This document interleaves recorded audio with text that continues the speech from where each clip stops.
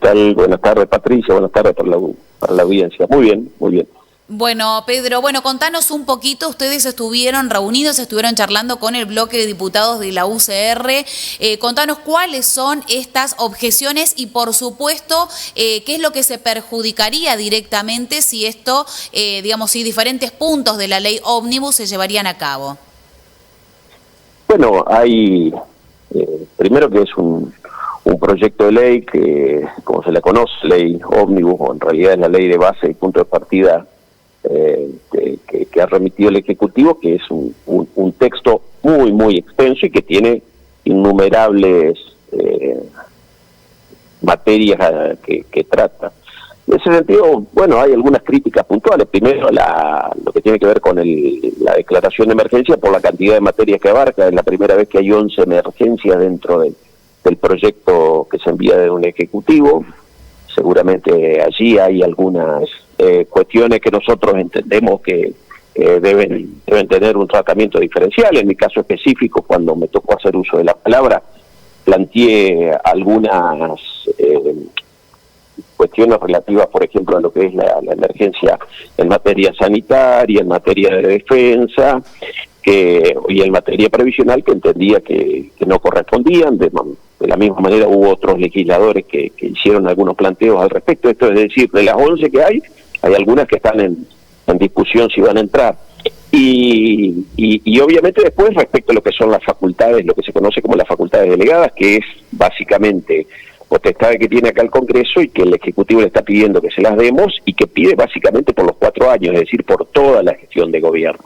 Ese es el núcleo central de cómo se estructura la ley. Después entra con cuestiones específicas. Entonces, por ejemplo, yo recién hablaba de la emergencia en materia previsional, y cuando uno mira el texto de la ley, las cuestiones vinculadas a jubilados es básicamente sacar el Fondo de Garantía de Sustentabilidad, y pasarlo al Tesoro Nacional. Eso es básicamente la caja de ahorro del sistema previsional en la Argentina, y pasárselo al Estado. Y bueno, y por otro lado, pide el Ejecutivo que se suspenda la fórmula de actualización que tiene hoy, bajo el argumento de que los jubilados pierden, lo cual es cierto, pero tampoco es que podemos discutir una nueva fórmula, sino que pide la autorización para dar aumentos por decreto, y que además el propio Ejecutivo sea quien confeccione la fórmula a los efectos de lograr luego la adecuación de las jubilaciones. Bueno, cosa que obviamente no estamos de acuerdo, ¿no?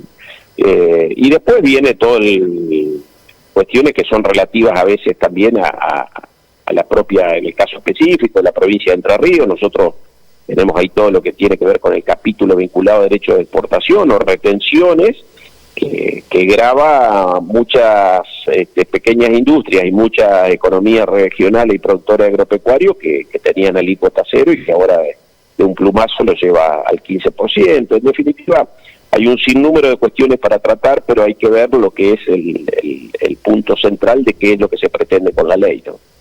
Bien, Pedro, bueno, aprovechando que estamos charlando con vos, porque hay muchísimos puntos que los vamos descubriendo también a medida que se van haciendo objeciones sobre estos puntos, porque bueno, realmente es muy extensa esta ley ómnibus. No sé si todas las personas las han leído en profundidad, pero digo, también tenemos la oportunidad de hablar con vos, y por ahí queríamos saber esto que se habla, que vos recién mencionabas, que son las retenciones, pero por otro lado también los derechos de exportación. ¿Cómo quedaría de ahora en más si estos puntos de la ley ómnibus se aprobasen?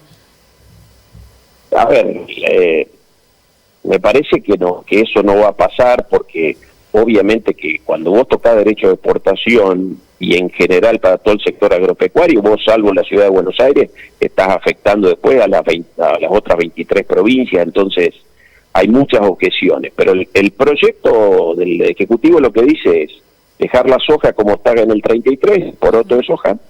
La industrialización, es decir, lo que es aceites y harinas, básicamente en el caso de la soja, subirlo del 31 al 33, después establecer un régimen del 15% para maíz, trigo, girasol, están en el 12, y después hay un golpe muy fuerte en términos de básicamente la mayor parte de las economías regionales y las exportaciones, por ejemplo, para pequeña industria además, que lo sube al 15, salvo los que están expresamente excluidos. Ahí ingresa algún aceite derivado de limón y el vino, la vitivinicultura, que tienen 8 puntos, y después los que quedan con 0, donde ahí entran algunas cadenas, pero por ejemplo en el caso de Entre Ríos, al huevo le van a poner el 15. Claro.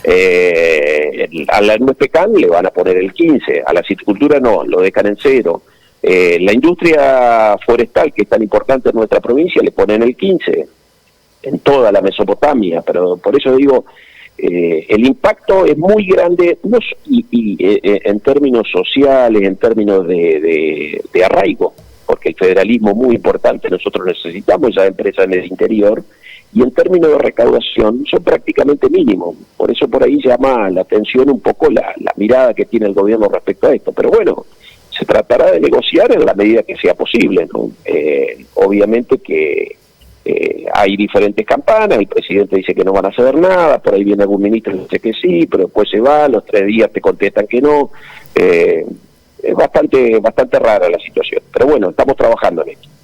Bien, Pedro, bueno, por último, justamente decís esto, estamos trabajando, diputados nacionales del bloque de la UCR, contame un poquito, ustedes han podido charlar de algún proyecto que tengan próximo, algo en lo que les gustaría abocarse a trabajar de lleno, seguramente cada uno representando a su provincia tira un poquito para ese lado, ¿no? Pero contame por ahí vos en lo personal y si han podido compartir algo con los demás diputados del bloque.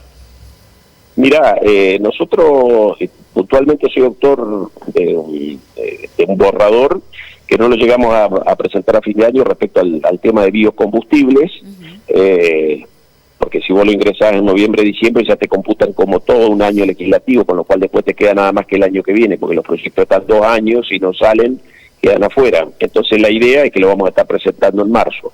Si podemos avanzar en el proyecto que mandó el Ejecutivo, que tiene algunos puntos de contacto respecto a este que yo te digo que está elaborado, seguramente lo pondremos dentro de la ley ómnibus. Si esto no pasa, el 1 de marzo estaremos presentando, conjuntamente de mi autoría, pero firmado por otros diputados, un proyecto vinculado a biocombustibles con algunas modificaciones a la actual ley.